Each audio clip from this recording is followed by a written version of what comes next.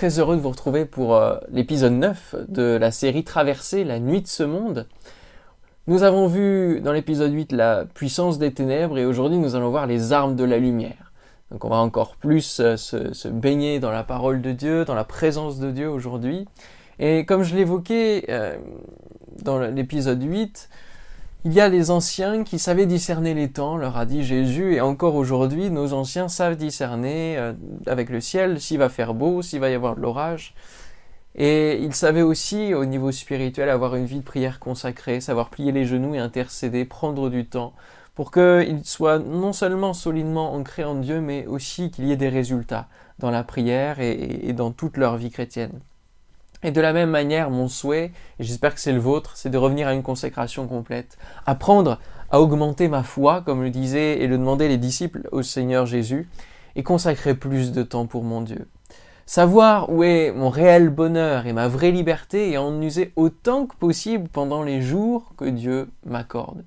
Et oui, parce qu'il faut apprendre à compter les jours que Dieu nous accorde. Non seulement ceux qui sont passés, mais se dire, bon voilà, j'ai tant d'années, combien environ il me reste en moyenne selon l'espérance de vie, et puis se dire qu'est-ce que je vais faire de tous ces jours-là, comment je vais les consacrer à Dieu, comment je vais les vivre pour avoir une vie qui vaut la peine d'être vécue et construire pour l'éternité.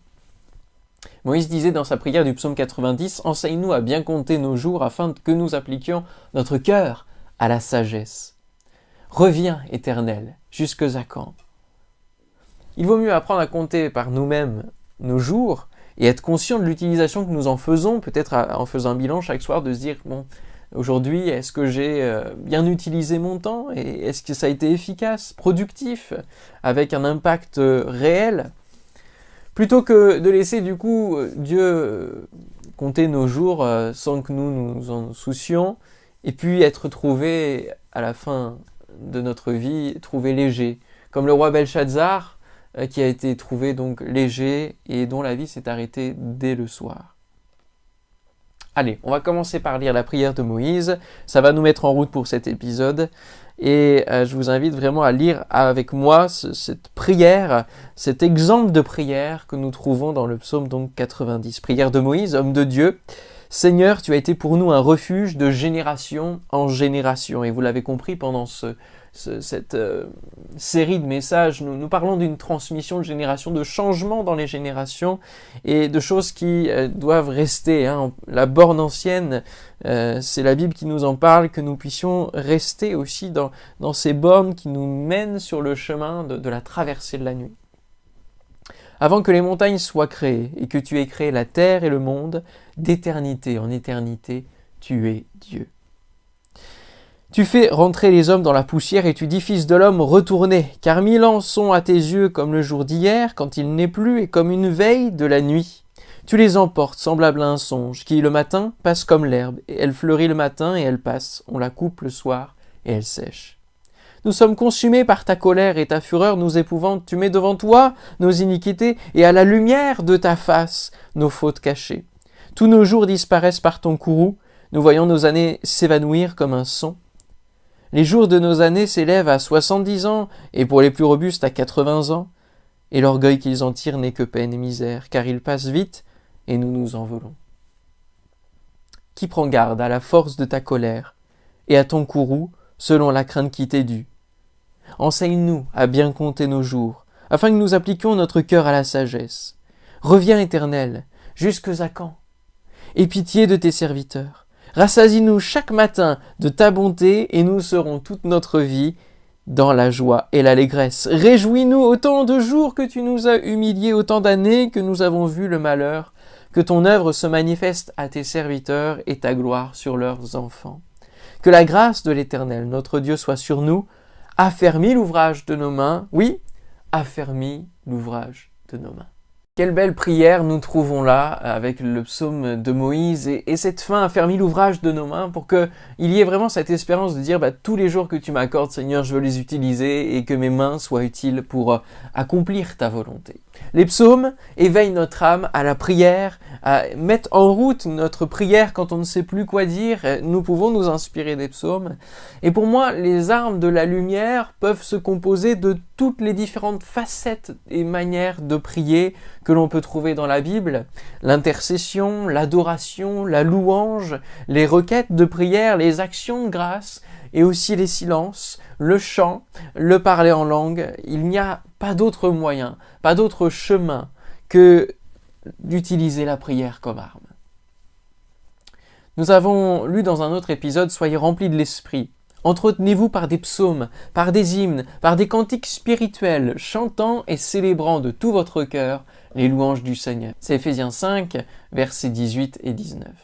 Alors, laissez-moi vous poser cette question, à quoi êtes-vous occupé? Le mot arme, pour arme de la lumière, vient de épo, qui signifie être occupé à. Et la question est vraiment celle-ci, que faites-vous de vos journées? Quelles sont les premières choses que vous faites en vous levant le matin? À quoi êtes-vous occupé en premier lieu? Quelle est votre première pensée? À quoi vos pensées sont occupées ou préoccupées?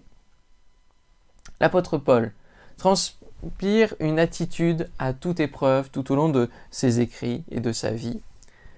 Et alors qu'il a traversé de nombreuses nuits, voici les conseils qu'il va donner. Dans Philippiens chapitre 4, versets 4 à 8, « Réjouissez-vous toujours dans le Seigneur. Je le répète, réjouissez-vous. Que votre douceur soit connue de tous les hommes. Le Seigneur est proche.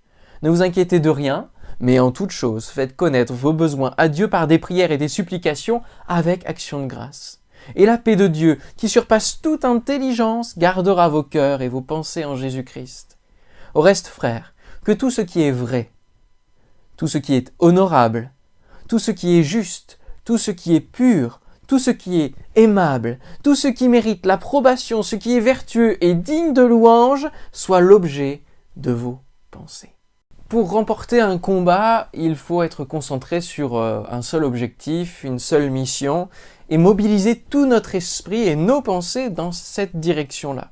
Et l'objectif n'est pas la victoire en tant que telle sur les esprits méchants dont on a parlé dans le dernier épisode, mais c'est vraiment de continuellement avoir notre Seigneur sur le trône de notre cœur, qu'il puisse régner, nous conduire, nous parler chaque jour et que nous puissions suivre ses conseils et ses commandements et l'adorer en esprit et en vérité.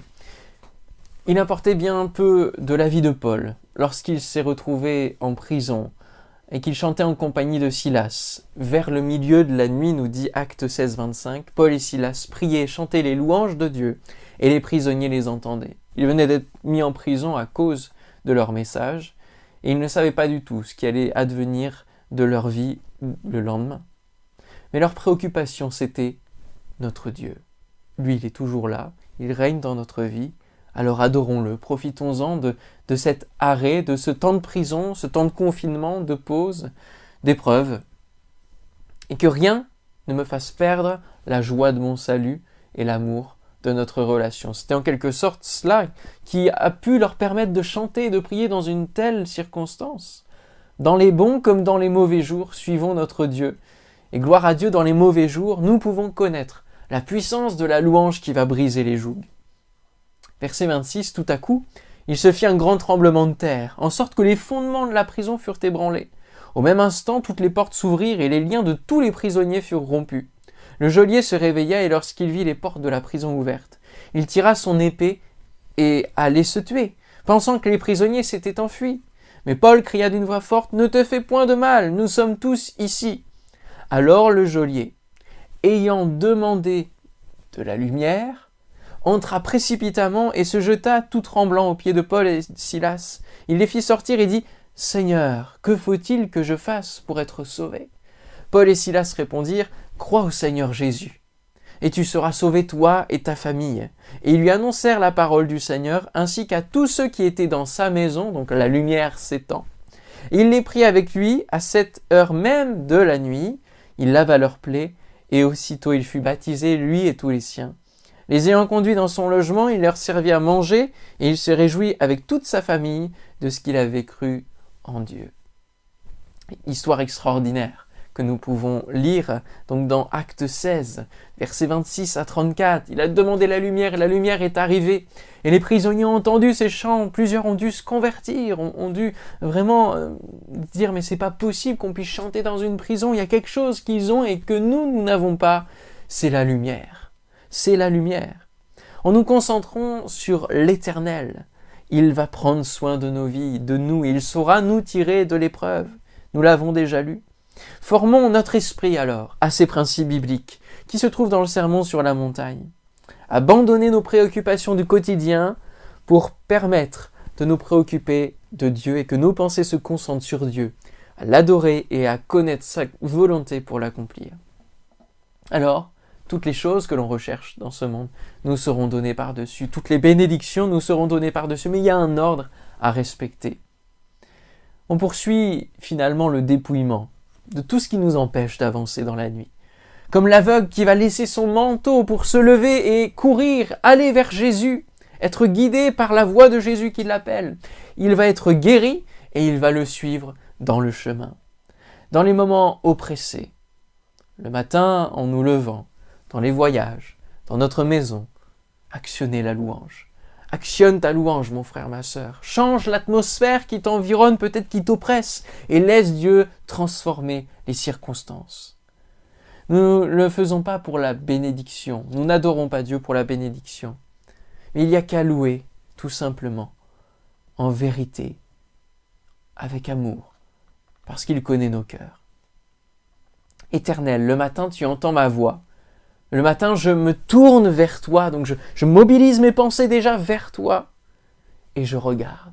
Combien de fois ça a pu vous arriver, comme à moi, de commencer à se mettre en prière et puis toutes les pensées qui vagabondent, qui vont à droite, à gauche, et il y a ceci à faire, cela à penser, il faut que j'appelle un tel, il faut que j'écrive. Alors extériorisez ça sur une liste, puis débarrassez-vous de ces pensées-là et concentrez-vous, tournez vos regards vers Dieu. Psaume 5, 4 nous dit ces choses. J'aime beaucoup ce verbe qui s'arrête, je regarde. 3 petits points. Arrêtons de regarder constamment la tête en bas. Et puis alternons entre veiller de ne pas tomber bien sûr sur le chemin et se tourner vers Jésus et le regarder. Admirer sa force, sa beauté, sa victoire, sa douceur, son amour. Alors nous parlions d'armure et il faut en parler. Il faut entretenir et réparer notre armure. Nous avons lu dans Éphésiens 6 ce qui était l'armure en tant que telle. Nous voyons ici les armes de la lumière au travers de la prière. Et je le disais, Dieu connaît nos cœurs. Et notre ennemi connaît aussi nos faiblesses, nos défauts. Il nous environne, il rôde autour de nous et il voit sur quoi nous trébuchons. Quelles sont les possibles tentations à nous présenter sous notre nez pour que nous puissions tomber dedans. Et si nous ne prenons pas soin d'entretenir notre armure, eh bien cela peut être dangereux. Pour entretenir notre armure, nous avons besoin de quoi? Et oui, nous avons besoin de l'huile. Elle est encore là. Et si nous laissons les défauts de la cuirasse s'agrandir en nous et que nous allons au combat, alors nous prenons de grands risques, de grands dangers, parce que l'ennemi va en profiter simplement pour nous faire tomber. Et nous ne pourrons pas en vouloir à Dieu de ne pas nous avoir protégés, parce que cette partie d'entretien nous appartient.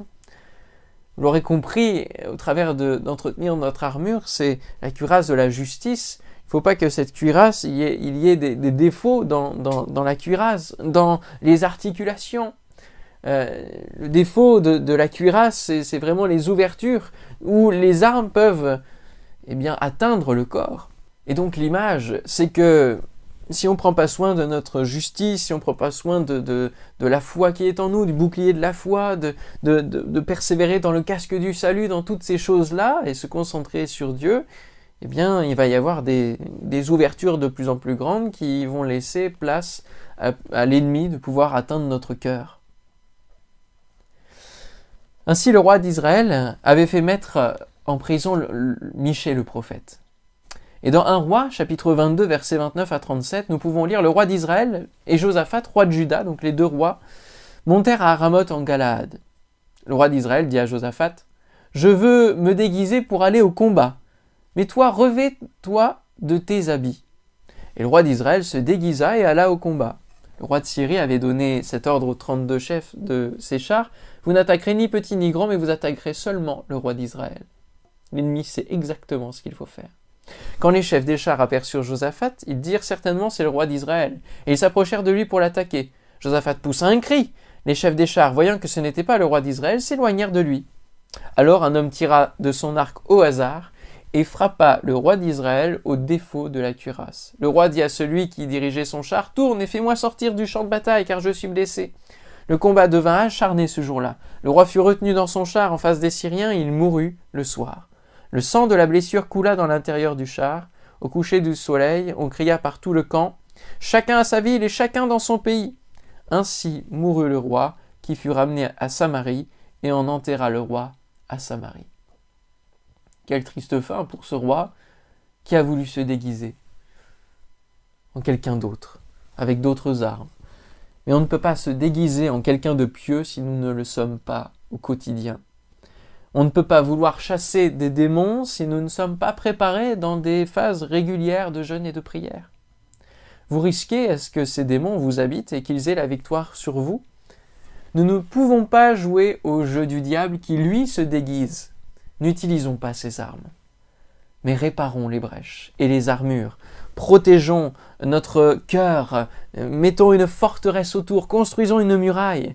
C'est ce que Dieu nous invite à faire dans Ésaïe 58, à prendre du temps dans le jeûne et à réformer nos voies, à renouveler, à réparer et à entretenir notre vie avec lui. Et il va même transformer la notion du jeûne. Crie à plein gosier, ne te retiens pas. Élève ta voix comme une trompette. Alors la trompette, on va voir ça dans les prochains épisodes. Mais voilà, encore un élément qui se retrouve dans les chapitres et les versets que nous étudions sur la lumière. Annonce à mon peuple ses iniquités, à la maison de Jacob ses péchés. Tous les jours ils me cherchent, ils veulent connaître mes voies, comme une nation qui aurait pratiqué la justice et n'aurait pas abandonné la loi de son Dieu. Ils me demandent des arrêts de justice, ils désirent l'approche de Dieu. Et ils disent, que nous sert de jeûner si tu ne le vois pas? De mortifier notre âme si tu n'y as point égard?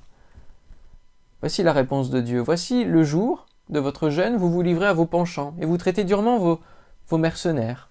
Voici, vous jeûnez pour vous disputer et vous quereller, pour frapper méchamment du poing. Vous ne jeûnez pas comme le veut ce jour, pour que votre voix soit entendue en haut. Est-ce là le jeûne auquel je prends plaisir, un jour où l'homme humilie son âme, courber la tête comme un jonc et se coucher sur le sac et la cendre? Est-ce là ce que tu appelleras un jeûne, un jour agréable à l'Éternel? Voici le jeûne auquel je prends plaisir. Détache les chaînes de la méchanceté, dénoue les liens de la servitude, renvoie libres les opprimés et que l'on rompe toute espèce de joug. Ça correspond à tout ce qu'on a pu mettre sur les gens, les conflits qui ne sont pas réglés, les manques de pardon. Tout ça, Dieu nous appelle à délier les paroles mauvaises qu'on a prononcées sur des gens. Détachons les chaînes de la méchanceté, les jougs qu'on a pu poser. Partage ton pain avec celui qui a faim et fais entrer dans ta maison les malheureux sans asile. Si tu vois un homme nu, couvre-le et ne te détourne pas de ton semblable. Alors qu'une main adore Dieu, l'autre combat les esprits méchants, mais aussi répand la bénédiction autour d'elle. Voici la conséquence de ces actes. Et ça, c'est le jeûne. Alors ta lumière poindra comme l'aurore, et ta guérison germera promptement. Ta justice marchera devant toi, et la gloire de l'Éternel t'accompagnera. Alors tu appelleras, et l'Éternel répondra. Tu crieras, et il dira, « Me voici ». N'est-ce pas extraordinaire d'avoir un Dieu qui vient et qui dit « Me voici » à notre appel? Bien souvent, nous pensons à l'inverse, où il nous appelle et nous répondons « Me voici », mais il y a aussi la possibilité d'une réciprocité. Si tu éloignes du milieu de toi le joug, les gestes menaçants et les discours injurieux, si tu donnes ta propre subsistance à celui qui a faim, si tu rassasies l'âme indigente, ta lumière se lèvera sur l'obscurité, et tes ténèbres seront comme le midi. L'Éternel sera toujours ton guide, il rassasiera ton âme dans les lieux arides, et il redonnera de la vigueur à tes membres. Tu seras comme un jardin arrosé, comme une source dont les eaux ne tarissent pas. Les tiens rebâtiront sur d'anciennes ruines. Tu relèveras des fondements antiques. Voilà l'attachement aux fondements. On t'appellera réparateur des brèches, celui qui restaure les chemins, qui rend le pays habitable. Si tu retiens ton pied pendant le sabbat, pour ne pas faire ta volonté en mon saint jour, si tu fais du sabbat tes délices, donc un temps de repos, un temps d'arrêt, pour sanctifier l'Éternel en le glorifiant, en l'adorant, si tu l'honores en ne suivant point tes voies, en ne te livrant pas à tes penchants et à de vains discours, Alors tu mettras ton plaisir en l'Éternel, et je te ferai monter sur les hauteurs du pays, je te ferai jouir de l'héritage de Jacob ton père, car la bouche de l'Éternel a parlé. Si nous souhaitons les mêmes miracles que nos pères ont vécu, si nous souhaitons une véritable transformation, être comme un jardin arrosé, une source qui ne tarit pas, eh bien, remettons les bases et fortifions les brèches qui sont là, les ruines qu'on a pu laisser se mettre en place parce que nous n'avons pas su prendre le relais. Quelle promesse extraordinaire! Soyons bouleversés, transformés dans notre manière de voir le jeûne et la prière, où parfois on désire simplement faire pression sur Dieu, alors que c'est pas du tout ce que Dieu recherche et ce n'est pas du tout une bonne manière. Réparons les brèches de notre cœur, rebâtissons et consolidons les murailles de l'Église. Proverbe chapitre 20, verset 20, c'est peut-être un verset pour 2020.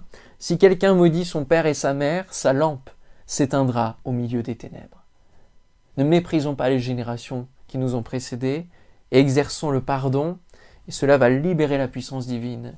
Il y a souvent dans nos familles des conflits, des choses qui ne sont pas réglées, on n'ose pas proclamer notre amour pour les uns et pour les autres. Frères et sœurs, Église de Dieu, utilise les armes de la lumière. Laisse ton cœur être transformé dans la prière. Laisse le Saint-Esprit mettre le doigt sur ce qu'il faut transformer, changer. Qu'il y ait des face-à-face avec Dieu, comme Jacob a pu avoir avec son père, qu'il devait découvrir comme père. Les armes avec lesquelles nous combattons ne sont pas charnelles, mais elles sont puissantes, par la vertu de Dieu, pour renverser des forteresses. Ce n'est pas à l'ennemi de construire ces forteresses et à nous de vivre sur des ruines.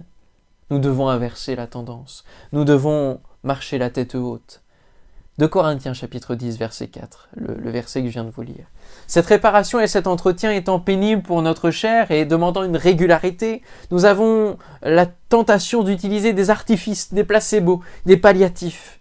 Mais justement, avec cette crise, nous pouvons remarquer un électrochoc de la part de Dieu qui nous montre que l'Église est comme en soins palliatifs en ce moment, manquant de l'Esprit de Dieu pour respirer et pour qu'elle puisse vivre. Ne nous perdons pas dans les méandres de ce qui sont que des à côté. Les lumières sur scène, la bonne musique, les bâtiments cathédrales. Certes, ils vont permettre de mieux transmettre le message avec honneur, mais ce n'est pas le cœur de notre appel. Et ne délaissons pas l'un pour performer dans l'autre et dans ce qui est juste un à côté. Combien de temps l'Église peut-elle tenir sur ses genoux sans avoir mal? Combien de temps peut-elle lever les mains et adorer par l'intelligence avant le prochain chant? Combien de croyants sont mobilisés dans l'intercession chaudière de l'Église, comme le disait Charles Spurgeon, qui rassemblait 400 personnes dans le sous-sol de son tabernacle à Londres, pendant que des milliers d'autres recevaient le message de l'Évangile dans leur cœur, juste au-dessus? Si nous usions de gestes barrières tels les genoux pliés, les mains jointes, puis levées, qui touchent le trône, nous ne serions pas mis à genoux par l'ennemi. L'Épître aux Romains, la fin du chapitre 11 et le début du chapitre 12 qui est un standard de la vie du chrétien de manière pratique, nous dit « c'est de lui, par lui et pour lui que sont toutes choses, à lui soit la gloire dans tous les siècles. Amen ». La louange en premier lieu. Je vous exhorte donc, frères, sur cette base, par les compassions de Dieu, à offrir vos corps comme un sacrifice vivant, saint, agréable à Dieu, ce qui sera de votre part un culte raisonnable. Ne vous conformez pas au siècle présent, mais soyez transformés par le renouvellement de l'intelligence, afin que vous discerniez quelle est la volonté de Dieu, ce qui est bon, agréable et parfait. Payons le prix de notre reconnaissance en gardant notre armure intacte et en apportant à notre Dieu un culte qui lui soit agréable à lui et non pas à nous. Lorsque nous chantons les louanges de Dieu, que nous puissions non pas nous concentrer sur les belles mélodies et prendre seulement du plaisir sur les belles mélodies qui sont composées actuellement, mais que nous puissions véritablement mobiliser notre esprit et nos pensées sur ce que nous proclamons dans le milieu de la nuit. Je me retournai pour connaître quelle était la voix qui me parlait. Apocalypse chapitre 1er, versets 12 et 13. Et après m'être retourné, je vis 7 chandeliers d'or. Et au milieu de ces 7 chandeliers, quelqu'un qui ressemblait à un fils d'homme, vêtu d'une longue robe et ayant une ceinture d'or sur la poitrine. Nous avons lu la suite de la description, il s'agit de Jésus-Christ qui est au milieu des 7 chandeliers comme au milieu des églises et qui passe au milieu de nous. Le pan de sa robe vient remplir le temple de l'église, le temple du Saint-Esprit que nous sommes. Et que peut-il penser à chaque fois que nous nous rassemblons, à chaque fois que nous venons dans sa présence? Que peut-il penser de nos célébrations? Comme Jésus était à Béthanie, dans la maison de Simon le lépreux, une femme s'approcha de lui, tenant un vase d'albâtre, vase très précieux, qui renfermait un parfum de grand prix.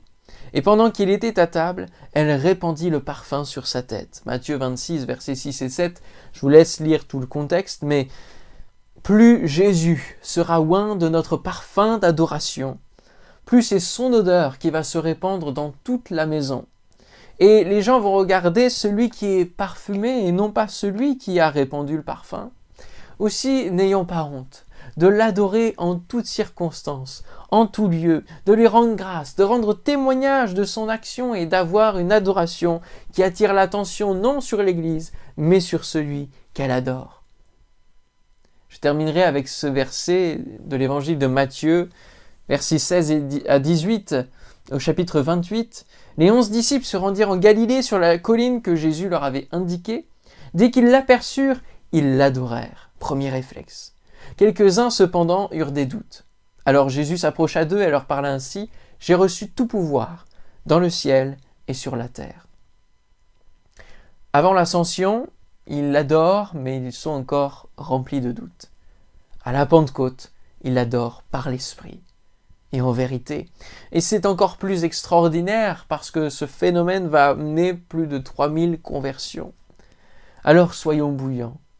Allons dans la chambre haute et recherchons la face de Dieu afin qu'elle brille sur nous.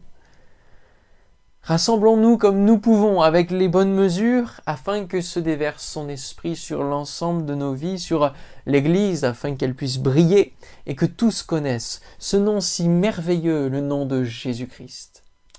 Je vous propose de prier, de veiller et de prier, de pouvoir vraiment être dans la présence de Dieu et de persévérer dans la prière, de prier sans cesse, comme le dira l'apôtre, que constamment nos pensées, Dieu soit présent, Dieu soit là dans notre vie et que tout ce que nous faisons soit inspiré par lui. Seigneur et Père, oh, tu es l'objet de toute notre admiration, de toute notre louange. Et combien les psaumes éveillent notre âme à te louer, à te rendre gloire. Et alors que nous ne savons plus peut-être quoi prier, plus quoi dire, l'Esprit lui-même vient et intercède en nous par des soupirs inexprimables. Ô Seigneur, tu as tout prévu. Seigneur, nous voulons te louer, te bénir, et je te prie pour tous ceux qui regardent afin qu'ils puissent retrouver ce goût de la prière, qu'ils entendent cet appel de la prière venant sur leur cœur et qu'ils y répondent, et que ton Église tout entière puisse retrouver l'usage des armes de la lumière, que nous puissions ne pas nous déguiser avec les armes de ce siècle présent, Seigneur, mais que nous puissions être transformés, nous laisser renouveler dans nos habitudes, dans nos rituels, Seigneur, de culte et de célébration. Seigneur, viens transformer nos vies. Viens nous amener un face-à-face avec toi. Oh, merci, Père. Que ton nom soit glorifié. Donne-nous d'être transformés comme Jacob a été transformé dans ce face-à-face où tu l'as conduit et où il a découvert combien tu étais un Père aimant et que nous puissions simplement te louer maintenant. Alléluia. Que ton nom soit glorifié. Amen. Soyez bénis, fortifiés. On se retrouve très bientôt pour le prochain épisode.